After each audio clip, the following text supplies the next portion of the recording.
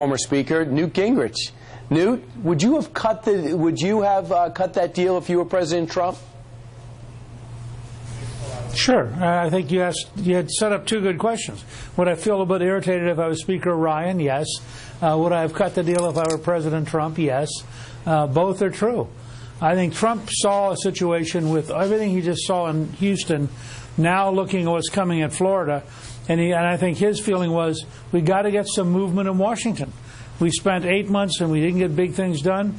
I'm going to cut a deal with somebody. I'm going to get something done this week. I'm going to get the money to Houston, and to do that, I've got to get the debt ceiling taken care of. And he cut a 90-day deal. Now we'll see what happens during the 90 days. I don't think this is some gigantic earthquake.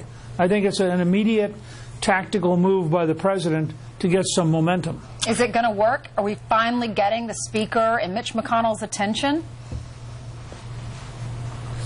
Well, I think he's always had McConnell and Ryan's attention. I mean, the problem McConnell has is he's got a very narrow majority in the Senate. McConnell carries 49 out of 52, and people say that's a failure. Well, people don't want to blame Chuck Schumer, who had 48-0 against Trump on health care. The same thing with Ryan. Ryan ultimately took 2 tries. He ultimately got repeal of Obamacare through the House.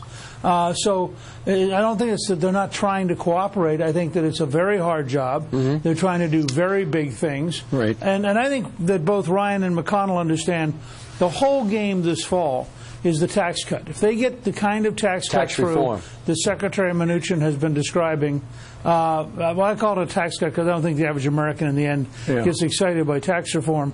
But I think if they have more money in their pocket by Christmas, if they see more economic growth, if they see more job creation, then this will have been a successful year. Sure. It comes down to one gigantic bill.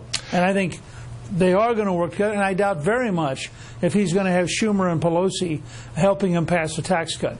But I'll tell you what, Speaker, you've got to admit there were big smiles on the faces of Chuck and Nancy a couple of days ago.